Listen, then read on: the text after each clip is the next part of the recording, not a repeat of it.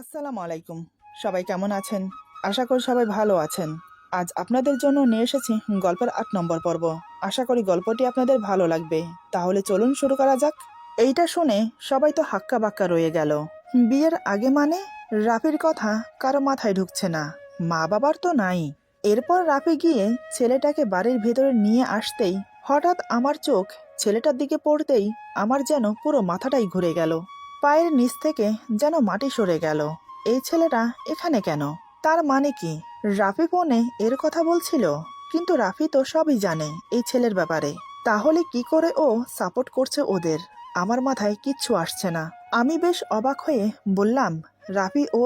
আমার মুখের কথা শেষ হলো না, তার আগে রাফি ওর ঠোঁটে আঙ্গুল রেখে ইশারায় চুপ হয়ে যেতে বলল। তাই আমি আর কোনো কথা বললাম না। এদিকে রাইসা মাথা নিচু করে দাঁড়িয়ে আছে। মা বাবা দুজনই অবাক। বাবা রাফিকে উদ্দেশ্য করে বলে, ছেলেটা কে বাবা? রাফি ছেলেটার কাঁধে হাত রেখে বলে, আপাতত ও এবারের মেহমান, পরে না হয় পরিচয় পর্ব হবে, আগে সবাই একসাথে বসে খাওয়া দাওয়া করে নেই। মা বলে, ঠিক আছে বাবা। এই বলে মা রান্নাঘরে চলে গেল। এদিকে আমার মাথায় দুশ্চিন্তা ভর করেছে। আমার চিন্তিত মুখ দেখে রাফি আমার কাছে এসে আমার কাঁধে হাত রেখে বলে, চিন্তা করো না, পরে তোমাকে সব বুঝিয়ে বলছি। তোমার কাছে অনুরোধ, সবার সামনে ছেলেটাকে হেও করো না। এমনিতে ও একটু ঘাবড়ে আছে। আমি লক্ষ্য করলাম, সত্যি ছেলেটা ঘাবড়ে আছে, মাথা নিচু করে দাঁড়িয়ে আছে। তাই আমি নিজেকে স্বাভাবিক করে বললাম, ঠিক আছে, ওকে বসতে বলো। রাফি মুচকি এসে বলে, এই তুমি দাঁড়িয়ে কেন? বসো। রাফির কথা মতো ছেলেটা এক কোণে বসে পড়ল। রাইসা রুমে চলে গেল। রুমে গিয়ে ছেলেটাকে নিয়ে ভাবতে লাগলো। আজ আসার পথে কি কি ঘটেছে সেটাই ভাবতে লাগলো। রাইসা যখন নিজে থেকে ছেলেটাকে ফোন করলো, তখন রাইসার ফোন পেয়ে ছেলেটা খুব খুশি হয়ে যায়। রাইসা ফোন করে যখন বলল, তুমি কোথায়? ছেলেটি বলে, আমি তো বাসায়। কি হয়েছে? কোনো সমস্যা? রাইসা বলে, তুমি কি করে বুঝলে আমার কোনো সমস্যা হয়েছে? ছেলেটি মুচকি এসে বলে, সমস্যা না হলে তুমি আমাকে এমনি এমনি ফোন করতে না। এখন বলো কি হয়েছে? রাইসা বলে, আমি বাড়ি যাব, কিন্তু আমি একা যেতে পারবো না, তুমি আমাকে বাড়িতে দিয়ে আসো। এই কথাটা শুনে ছেলেটা যেন আসমানের চাঁদ হাতে পেল। মেঘনা চাইতেই বৃষ্টি। আজকের দিনে জানি না কার মুখ দেখে উঠেছি। এই ভেবে ছেলেটা বলে, তুমি ওয়েট করো, আমি কিছুক্ষণের মধ্যেই আসছি। এই বলে ফোন কেটে দিল। তারপর রাইসার পছন্দের শার্ট পরে রেডি হয়ে বেরিয়ে পড়ল। আসার সময় রাস্তার পাশ থেকে রাইসার জন্য গোলাপ ফুলের তোড়া আর চকলেট কিনে নিল। প্রায় বেশ কিছুক্ষণ পর রাইসার হোস্টেলের সামনে পৌঁছে গেল। সে নিজের গাড়ি নিয়ে এসেছে। গাড়ি থেকে নেমে রাইসার সামনে গিয়ে দাঁড়িয়ে ফুলগুলো বাড়িয়ে দিয়ে বলে, এগুলো তোমার জন্য। রাইসা কোনো দ্বিধা না করে ফুলগুলো হাতে নেয়। তারপর ছেলেটা পকেট থেকে ওর পছন্দের চকলেট বের করে দেয়। এতে করে রাইসা খুব অবাক হয়। মনে মনে বলে, এ তো দেখছি আমার কি পছন্দ না পছন্দ সব খবর রাখে। এত খবর পেল কোত্থেকে? ছেলেটা বলে, কি হলো, চকলেটটা নাও। রাইসা চকলেট হাতে নিল। রাইসা বলে, তুমি গাড়ি নিয়ে কেন এসেছ? আমি তো ভাবলাম বাসে করে যাব। ছেলেটা বুঝতে পারলো রাইসা ঠিক ভরসা করতে পারছে না ওকে। তাই ছেলেটা বলে, কোনো সমস্যা না, তুমি যেভাবে যেতে চাও সেভাবে নিয়ে যাব। গাড়ি না হয় এখানে কোনো গ্যারেজে রেখে আসব। রাইসা বুঝতে পারলো ওকে ভরসা করা যেতে পারে। রাইসা বলে, না না, কোনো সমস্যা না, আমরা গাড়ি করেই যাব। এই কথা শুনে ছেলেটা দেরি না করে ওর ব্যাগপত্র ডিকি খুলে ডিকিতে রেখে পেছনের দরজা খুলে দেয়। এটা দেখে তো রাইসা খুব রেগে যায়। মনে মনে বলে, সামনের সিটের দরজা চোখে পড়ে না, পেছনের দরজা বুঝি চোখে পড়েছে। রাইসা বলে, আমাদের সাথে কি আর কেউ যাবে? ছেলেটা বলে, আর কেউ যাবে মানে? না না, কেউ যাবে না। রাইসা বলে, তাহলে সামনের সিটে আমি বসবো। এটা শুনে তো ছেলেটা আরো খুশি হয়ে যায়। সে গিয়ে সামনের দরজা খুলে ধরে দাঁড়ায়।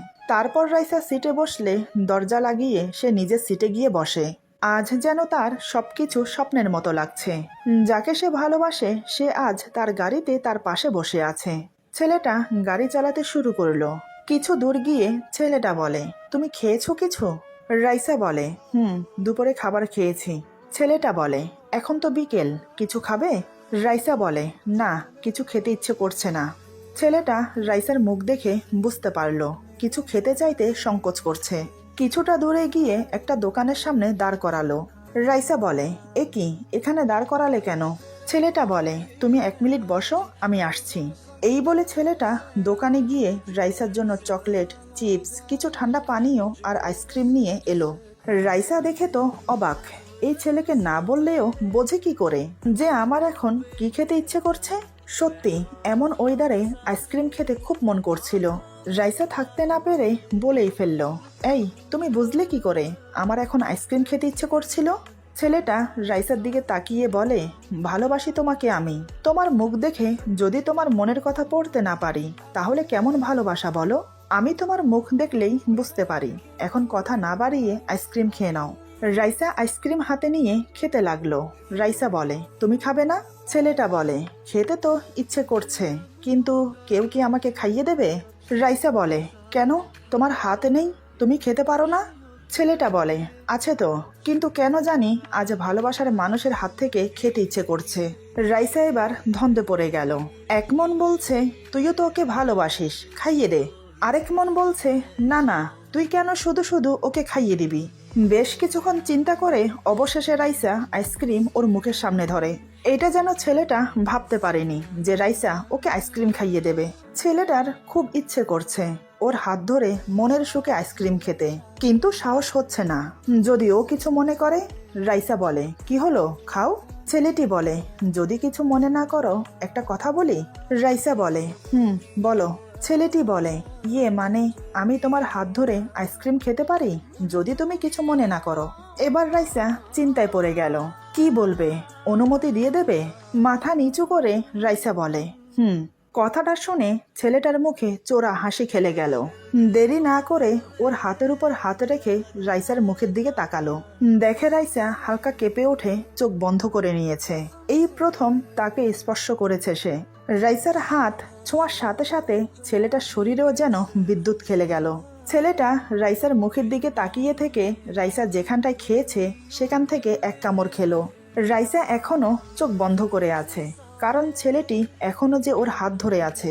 ছেলেটি আবারও আরেক কামড় আইসক্রিম নিয়ে রাইসাকে বলে, এবার তুমি খাও।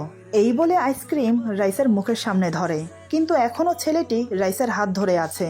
রাইসা ধীরে ধীরে চোখ খুলে দেখে ছেলেটি ওর দিকে তাকিয়ে আছে। ছেলেটি বলে, আইসক্রিম গলে যাচ্ছে, খাও। রাইসার বুঝতে বাকি রইল না যে ছেলেটি খাইয়ে দিতে চাইছে ওকে। সে না করতে পারল না।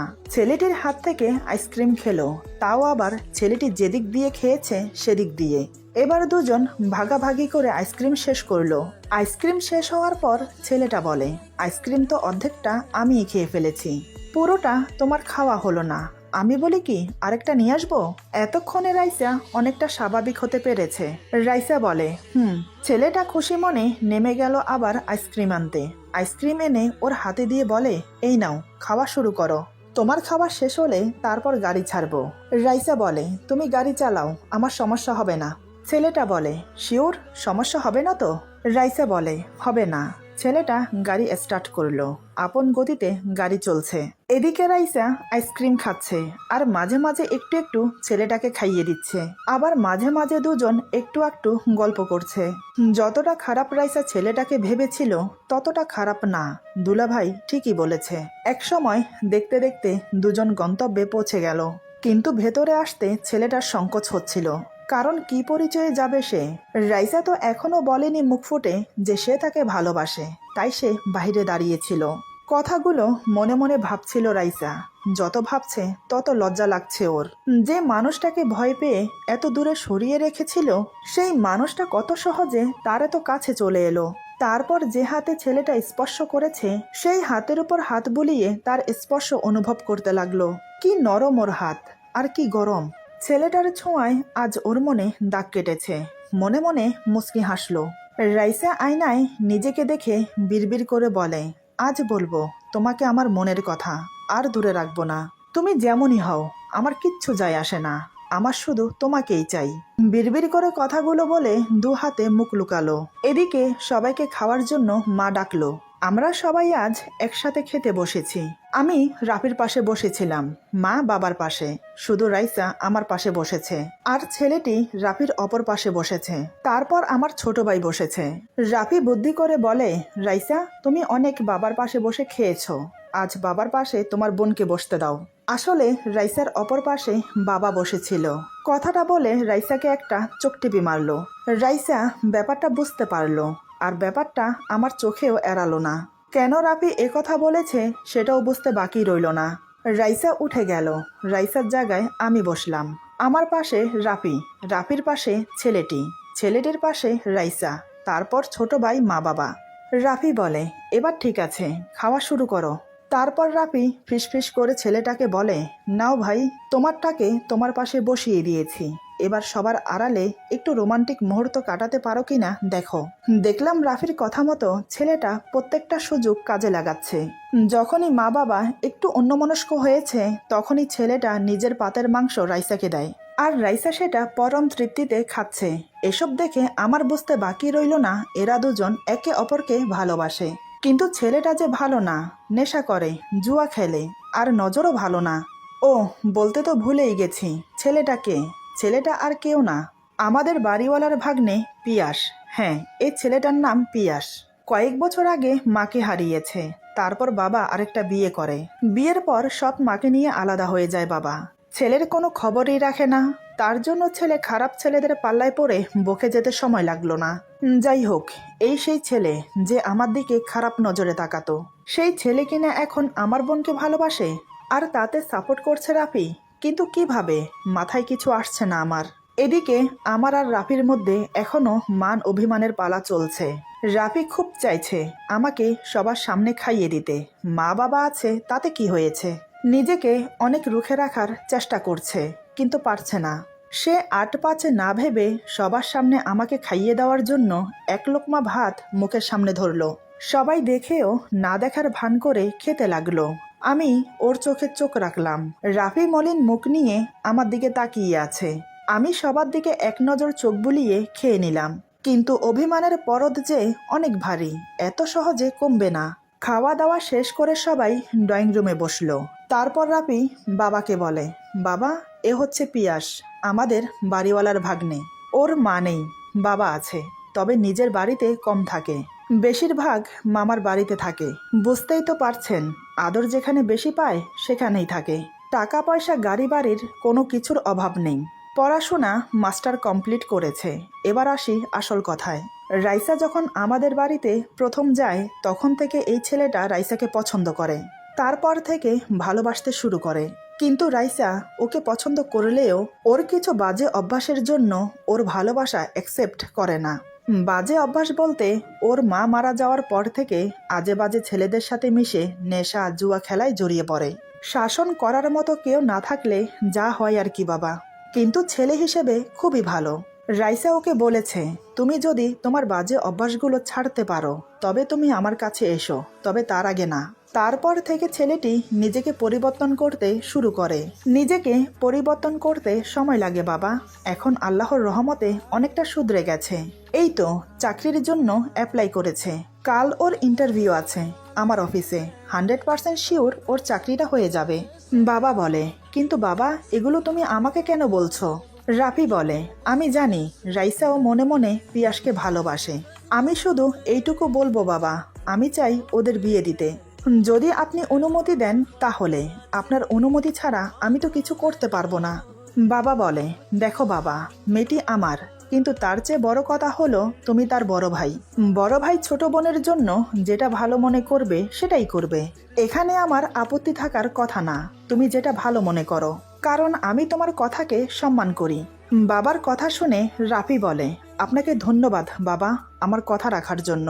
তাহলে পিয়াস এবার খুশি তো? পিয়াস লজ্জায় মাথা নিচু করে শুধু মাথা নাড়ল, আর রাইসা লজ্জা পেয়ে রুমে চলে গেল। এদিকে আমি তো কিছুই বুঝতে পারছি না, সবকিছু যেন মাথার উপর দিয়ে যাচ্ছে। কি হচ্ছে এসব? কথা শেষ হলে পিয়াস উঠে দাঁড়িয়ে বলে, আমাকে এখন যেতে হবে। এমনিতে রাত অনেক হয়ে গেছে দেখে বাবা বলে, সে কি, এত রাতে তুমি ঢাকায় ফিরবে কি করে? আজ এখানে থেকে যাও, ভোরে উঠে চলে যেও। পিয়াস বলে, মানে থাকতে পারবো না বাবা, কারণ সকাল 9টায় ইন্টারভিউ। রাফি বলে, বাবা যখন বলছে থেকে যাও। তারপর পিয়াসের কানের কাছে ফিসফিস করে বলে, তোমার ভাবিকে যখন প্রথমবার দেখতে এসেছিলাম তখন আমিও থেকে গিয়েছিলাম। তারপর দারুণ একটা রোমান্টিক মুহূর্ত কাটিয়েছি তোমার ভাবির সাথে। থেকে যাও ভাই, ভাগ্যে থাকলে তোমারও হতে পারে। পিয়াস বলে, সে ভাগ্য আমার নেই, কারণ ইন্টারভিউ যদি না থাকতো তাহলে আমি ইচ্ছে করেই থেকে যেতাম। তবে যাওয়ার আগে একবার অন্তত রাইসার সাথে দেখা করার সুযোগ করে দাও, তাতেই হবে। ওদের ফিসফিসানি শেষ করে রাফি বলে, বাবা, জোর করে লাভ নেই, কালকের ইন্টারভিউটা খুবই গুরুত্বপূর্ণ, তাই সকালবেলা জার্নিং করে গিয়ে ইন্টারভিউ দিতে সমস্যা হবে, তার চেয়ে ভালো ওকে যেতে দেওয়াই ভালো। বাবা বলে, ঠিক আছে, তবে বাবা সাবধানে যেও। এই বলে বাবা চলে গেল, সাথে মাও চলে গেল। আমার ছোট ভাই বলে, আর আমি থেকে কি করব, আমিও যাই। এই বলে সেও চলে গেল। ড্রয়িং রুমে রয়ে গেলাম আমি, রাফি আর পিয়াস। রাফি বলে, রাইসা ওই রুমে আছে, দেখা করে তারপরে যাও।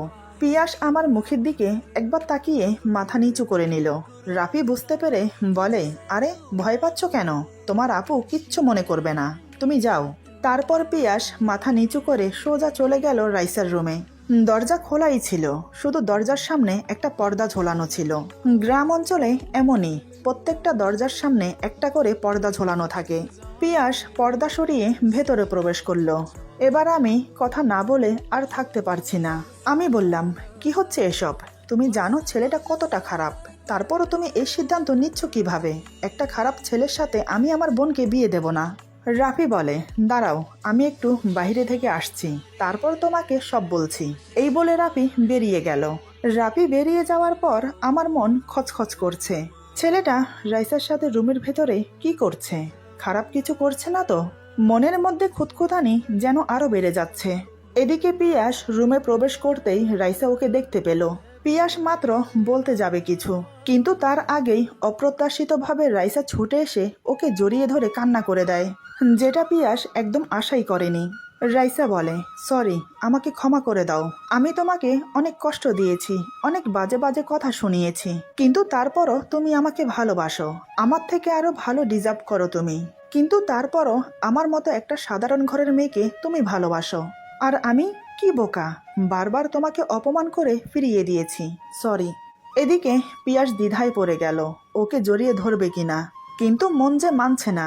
পিয়াস থাকতে না পেরে জড়িয়ে ধরে বলে, যা হবার হয়ে গেছে, এখন সরি বলে কোনো লাভ নেই, আর এমনিতেও ভালোবাসা পেতে হলে একটু কষ্ট করতে হয়, কষ্ট করে ধৈর্য ধরে থেকেছি বলেই তো তোমাকে পেয়েছি, আর কি চাই আমার? তবে আজ আমার থেকে বেশি সুখী আর কেউ নেই এই দুনিয়াতে। কেন জানো? কারণ আজ আমি ভাবতে পারিনি আজকের দিনটা আমার জন্য এত সুখময় হবে। জানি না দুপুরে আজ কার মুখ দেখে ঘুম থেকে উঠেছি। ঘুম থেকে উঠে ওয়াশরুম থেকে ফ্রেশ হয়ে বেরিয়ে আসতেই তোমার ফোন আসে। তোমার ফোন আসার পর থেকেই আমার সাথে সব ভালো হচ্ছে। আজ তুমি নিজে থেকে আমাকে অনেক বড় দায়িত্ব দিলে, তোমাকে তোমার বাড়িতে নিয়ে আসতে। তারপর নিজে থেকে আজ আমার গাড়িতে উঠলে, তাও আবার আমার পাশের সিটে। রাইসা বলে, ওই সিট আমার, কেউ বসলে পা ভেঙে দেব। রাইসার কথা শুনে পিয়াস হো হো করে হেসে বলে, আরে পাগলি, ওই সিট তোমার, আমার যা আছে সব তোমার, আমিও তোমার। তুমি জানো আমি তোমাকে কত ভালোবাসি? আমি যখন আইসক্রিম খাওয়ার জন্য তোমার হাত স্পর্শ করেছি, সত্যি বলতে আমি তোমাকে বলে বোঝাতে পারবো না, আমার তখন অন্যরকম একটা অনুভূতি হয়েছিল। আমি জানি সেই একই অনুভূতি তোমার মধ্যেও হয়েছে। আর তুমি যখন লজ্জায় চোখ বন্ধ করে নিয়েছিলে, আমি তো তোমার দিক থেকে চোখ সরাতে পারছিলাম না। আল্লাহর দরবারে আমি লাখ লাখ শুকরিয়া জানাই। আমি না চাইতেও আজ তিনি আমাকে অনেক দিয়েছেন। তোমাকে আমার বুকের মাঝে পেয়ে আমি ধন্য। এভাবে সারা জীবন আগলে রাখবো তোমাকে। তুমি থাকবে তো আমার সাথে?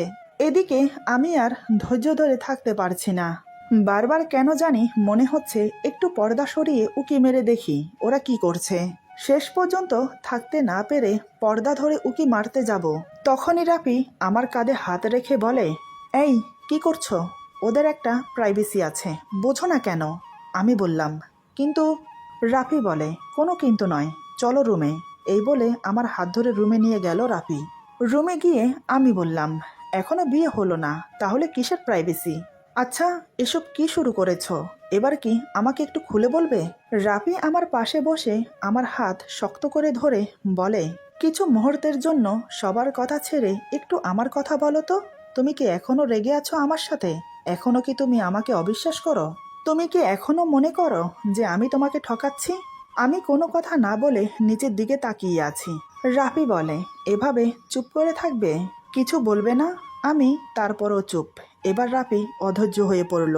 আচমকা আমাকে শক্ত করে জড়িয়ে ধরে বিছানায় আমাকে নিয়ে শুয়ে পড়ে। আমাকে বিছানায় শুয়ে সে আমার উপর ঝুঁকে আমার মাথায় হাত বুলিয়ে দেয়। অন্য হাত আমার কামিজের ভেতর ঢুকে আমার মসৃণ পেটে হাত বুলাতে থাকে। অন্যদিকে টুপটুপ করে ঠোঁটে কিস করতে লাগলো। একসময় ঠোঁট জোড়া দাঁত দিয়ে হালকা কামড়ে ধরে। এদিকে ওর হাত আমার পেট থেকে ধীরে ধীরে উপরের দিকে উঠে আমার বুক স্পর্শ করে। ওর চোখের পলক পড়ছে না, সোজা একদৃষ্টে আমার চোখের দিকে তাকিয়ে আছে। হঠাৎ আমি এমন একটা কাণ্ড করে বসলাম যেটা রাফি বাস্তবে তো দূর, কল্পনাও করতে পারেনি। এই 5 বছরের বিয়েতে এই প্রথম ওর সাথে আমি এমন আচরণ করলাম যার আঘাত ওর হৃদয় ছুঁয়েছে। অজান্তেই ওর চোখ দিয়ে পানি পড়তে লাগলো। এরপর যা হলো, আজকের গল্প এখানে সমাপ্ত। গল্পের বাকি অংশ পেয়ে যাবেন আগামী পর্বে। আশা করি সবাই ভালো থাকবেন, সুস্থ থাকবেন। Happy new year. আল্লাহ হাফেজ।